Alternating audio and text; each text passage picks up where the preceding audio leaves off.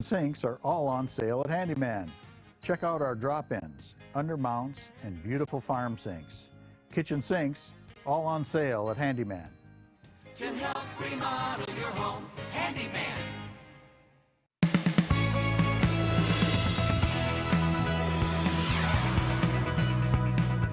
Headlines today, a warm ride to work means even more on a frigid winter day. How the city of Sioux Falls is helping people get in out of the cold. Plus, we'll tell you what we know about a garage fire in northwestern Sioux Falls. And we'll tell you what we know about a robbery in southwest Sioux Falls. Good morning. This is KELOLAND on the go with all you need to know in news and weather as you start your day. Flower shops across KELOLAND are getting ready for their busiest day of the year. The workers at the flour mill have been working day and night to get everything in place for this year's Valentine's Day. With over 40 people on staff, they spent the day Thursday making and delivering bouquets and gift basket orders for customers. This is the busiest time of year besides Mother's Day. So this is about like the busiest day of the year is Valentine's Day for sure. Scott and her team made and delivered over 100 orders on Thursday morning alone. They're looking to deliver around 600 today. Temperatures are rebounding after a bitterly cold day yesterday, so how high could they get? Let's send it over to meteorologist Scott Munch to find out. It looks like our temperatures today will be warmer than yesterday. Numbers will continue to warm as we go through the morning and into the afternoon. Riding strong southerly winds. We're looking at south winds in eastern KELOLAND at 20 to 40 miles per hour.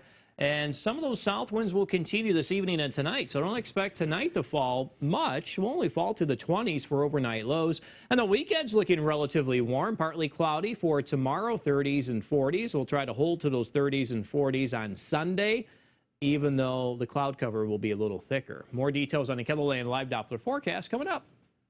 Thanks, Scott. The cold weather didn't stop people in Sioux Falls from boarding the bus. The city waived fees for all Sioux area Metro fixed routes on Thursday as a way to protect people who rely on bus service for their transportation. Passengers were grateful for the free ride. I mean, it gets from point A to point B, and there's no hesitation to getting by with free ride. I mean, if it's this cold, then take your chances. It's going to be open once in a lifetime. Some of the passengers wouldn't have made it to work without the free rides because their own cars wouldn't start in the cold weather.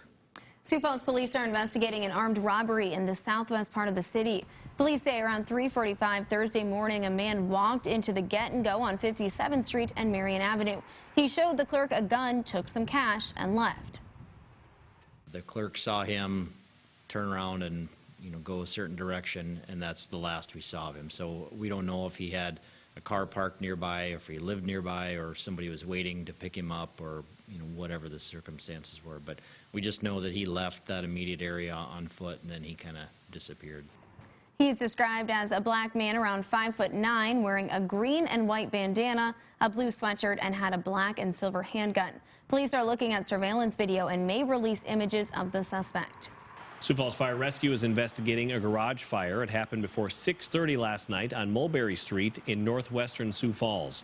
A car in the garage at the time was also destroyed. The cause of the fire is unknown at this time. And firefighters are used to challenges, and the bitterly cold weather creates a few more of them. That's right. Members of Sioux Falls Fire Rescue say they're layering up with extra gloves, hats, and jackets. They have to keep their bodies warm when they fight fires. They also have to keep an eye on their equipment to make sure none of their hoses freeze. It can be a major inconvenience for us, especially at fire scenes, obviously. Anytime we're using water, we need to make sure the pumps are continuously running and continuously moving water. Firefighters and first responders say frostbite is another challenge, not just for them, but for the people they're helping. They want to make sure to get them inside right away. Last weekend, another foot of snow fell in the Hamlin County area, and that doesn't bode well for the potential of severe flooding again this spring. KELOLAND's Don Jorgensen joins us now with a preview of tonight's Eye on KELOLAND at 10. This snow cover and these bitter cold temperatures are a chilling reminder of what happened last year in much of eastern KELOLAND, including Lake Poinsett. Melting ice, heavy rain, and strong winds battered shorelines, cabins, and lake homes last year at Lake Poinsett. But don't look now. All signs are pointing to another year of record flooding at the lake. It is not looking good. I'm preparing for the worst. I'm preparing for it to be worse than last year. Hamlin County's emergency manager is telling people to start making preparations now. We want people to to have a good understanding of what they may be facing again this spring. Tonight, a look at how bad it could get on Lake Poncet again this year and what people are doing to prepare. Preparations at Poncet is tonight's Eye on KELOLAND at 10. Less than a month after the owners bought it, a pickup is a total loss after it went through a frozen lake. Tom Bunker and his crew at Bunker Auto in Arlington rescued this pickup last Sunday at Lake Thompson. Bunker says the night before, a man and his 2 sons were ice fishing and got too close to the shoreline. All the passengers got out just fine, but the pickup is a total loss. Bunker says the ice on Lake Thompson is fine, but warns people to stay away from more shallow areas. Brian? Yes, indeed. Plenty of that going on.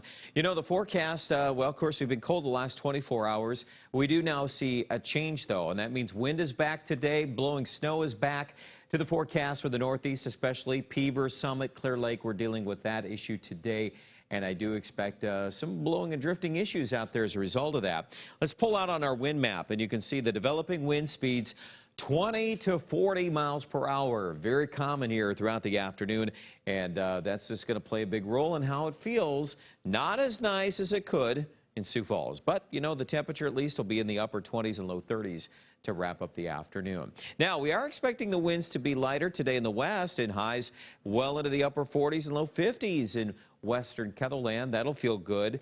And tomorrow, we're going to see pretty decent numbers as well. Not quite as warm in Rapid City, but Sioux Falls making it to 38. And the 7-day forecast on track for highs still in the 30s into early next week. And then we'll bring in some chances of snow by Monday and Tuesday. We still get to watch how that's all going to play out. But it does look a little colder by Tuesday and Wednesday in Aberdeen, but not for long. I think there's good evidence to support a warm-up again by the end of next week. So we'll hammer out another week of winter here, and I don't think anything too threatening for the west, but there could be some snow chances Monday into early Tuesday. Guys? Thanks, Brian, and thanks for joining us for KELOLAND on the Go. Be sure to join us on air from midday in KELOLAND. Until then, you can get up to the minute developments right here on KELOLAND.com. Now go have a great day.